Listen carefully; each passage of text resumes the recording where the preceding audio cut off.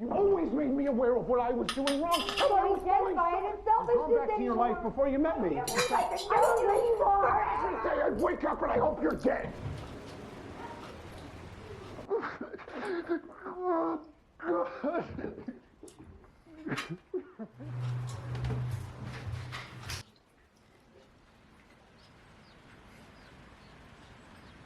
Once upon a time, I found myself at a fork in the road, and I wasn't alone.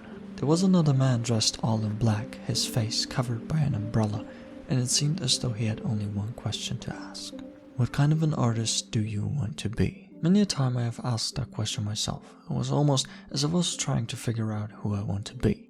Somebody that fits into a certain type of style, certain type of niche, who bends and breaks himself to appease as many people as one possibly could, who craves acknowledgement and prestige, or somebody who opposes that, who cares only about his own satisfaction, his own values, his own will, despite that kind of journey bearing one risk after the other and considered overall less safe. Though eventually, as I was sitting on another drawing, pondering where I want to go with all this, I realized the question has kind of answered itself. As corny as it might sound, in front of me were artworks that all came from the core of a broken heart. Not once, not twice, but almost all the time. Whatever pain I was holding inside of me, I instinctively put on the paper, and ever since I was conscious of that, I never wanted it to change. Now, that's all well and good, but the question remains, how has that made me a better artist? I think one of the biggest obstacles for a newcomer or somebody who lacks consistency is motivation. You hear it in almost every Q&A of any given artist. How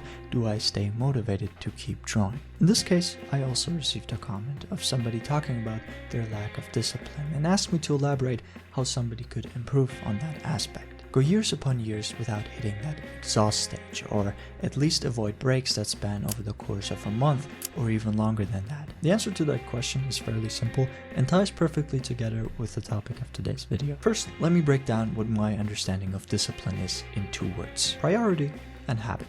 One really can't go without the other. To give a perfect example, I once was an athlete. I did judo for a good portion of a decade. It all started with me just visiting one training session here and there as a kid, but eventually I doubled down and consistently increased the volume of training. It got to the point where I developed a passion for the sport that was comparable to a blazing flame, and ever since I couldn't live without it. Hence, training was on the very top of my priority list, and not because I one day decided, okay, this is my top priority, but simply because without it, I would feel terrible. All this didn't happen over a single day, and my passion wasn't created with a simple snap of my fingers. It really started when I delved more into it, do more of the sport, and build a habit. Only then, it really festered inside my heart. Fast forward to today, I still somewhat care about the sport, but all that passion, all those feelings have transitioned to art. I couldn't care less about training intensively, but should I stop working on videos or make art, I would literally die.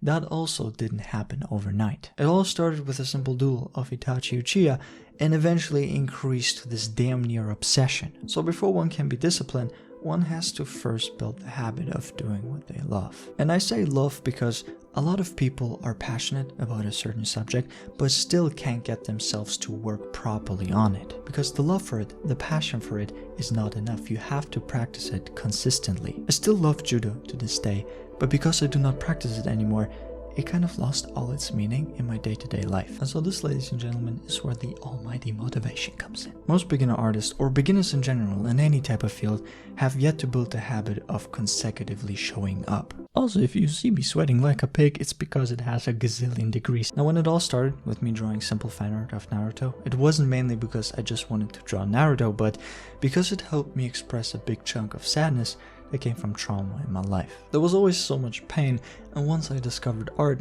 it was like a salvation. So how does that tie in with motivation and discipline? I believe every one of us has been hurt one way or the other, and the severity of it doesn't really matter. You know, looking at my drawings, most of them come from a simple sentence said from certain individuals. Something that I think a lot of artists misunderstand is that you have to be a sad, melancholic artist in the moment to make sad and melancholic art. Which, to be quite frank, is just not true. You don't have to inflict pain to yourself or have a surge of sadness to create this kind of vibe in your art. Instead, you could use any traumatic or hurtful event in your life, or help something in the world, maybe whether it happened to a friend or a stranger and had you empathizing for them, and utilize that as a source of creativity. And knowing that there's something that can help you with whatever is going on in your life pretty much all the time will almost work like a magnet. And with that, through that, you can get across the fragile bridge of building a habit. You're not acting solely out of interest to learn art in all its technical aspects,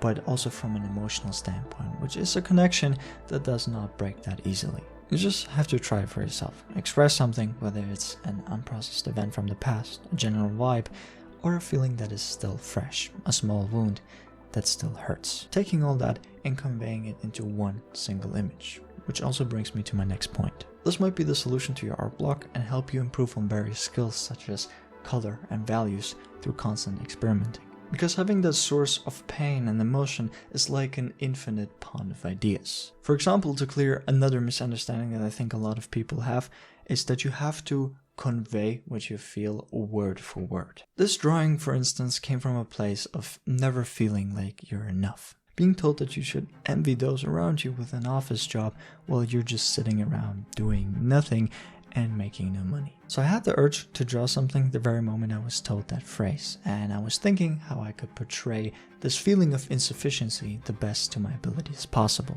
And after thinking for some time, I eventually came up with the idea of the abyss, or in this case falling into it. Never having a ground to stand on, never reaching that pedestal everybody wants you to stand on, and just infinitely falling into this dark pit. So what's beautiful about that is that trying to convey feelings into an image pushes you to really think. Something that damn near nobody does these days. And it also pushes you out of your comfort zone. Try different types of lighting, and through that learn how to apply values properly. Use different kind of poses to portray X type of feeling, and through that learn anatomy. Maybe you got something more dramatic in your head and you try overcast lighting where the eyes are barely visible. Maybe you got an image of somebody laying on the ground and holding their knees to the chest. Might be a difficult pose to pull off, but there's no way around it, because me personally, if I have an image in my head and I see that it could work on the canvas, I push myself above and beyond to make this scene work. And ever since I deliberately started doing that, my art has been taken off. You don't give up that easily anymore when faced with challenge. Instead,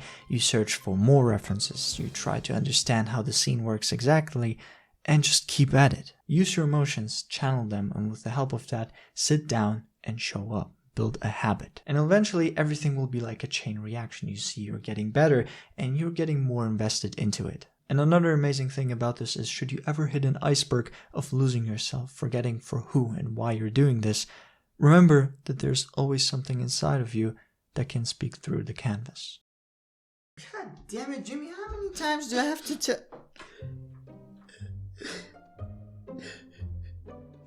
What the are you doing? What does it look like? A seizure. You! What are you doing there Oh, sweet baby Jesus. Are you... Huh? Are you drawing? And, as in you're being productive? I guess so. Who cares?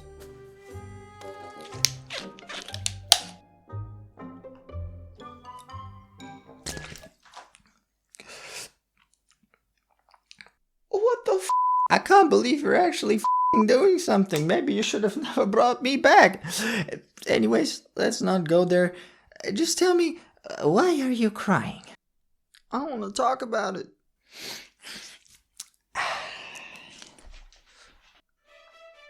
What are you doing? I guess I should have seen it coming. Look, some happened, which is why I'm making this drawing in the first place. And I'm feeling better about it now, okay? But the drawing is...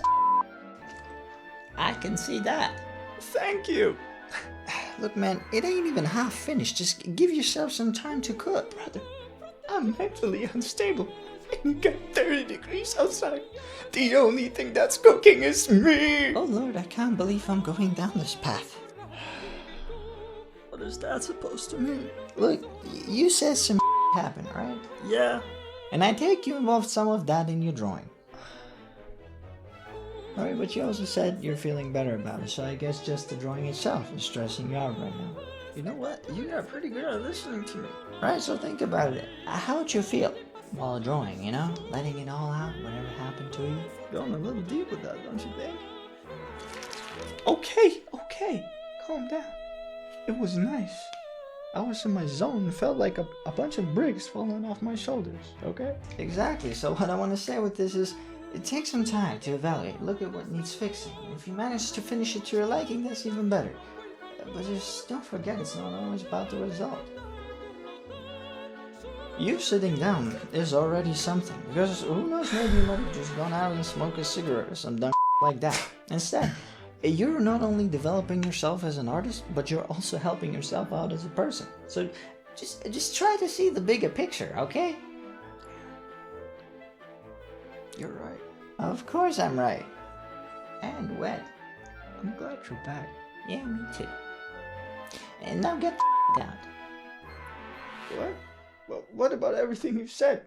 Evaluate, try to fix the drawing. You can do that later. Take a step back and go take a shower. You smell like rotten fish. Damn. Okay. God damn it.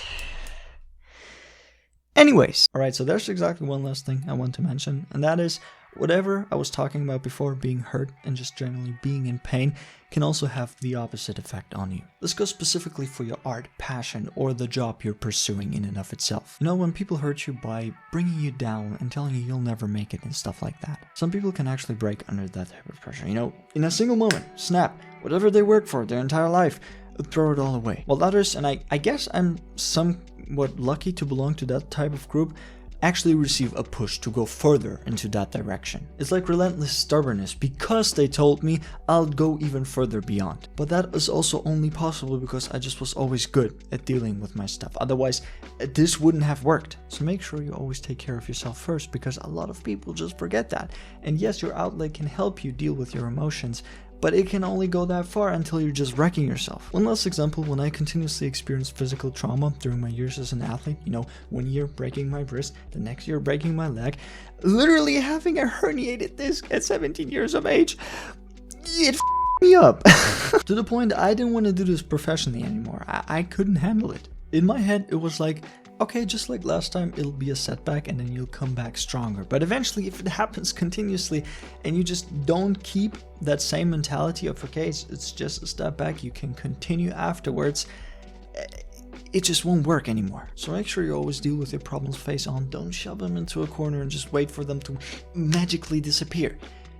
They won't. It'll all eventually build up and just eat you alive, bruh. With that being said, I'm still wet, and not because I splashed water in my face, but because I'm just sweating so much. So I hope you enjoyed this video. Truly thanks for watching, guys, and I will see you in the next one.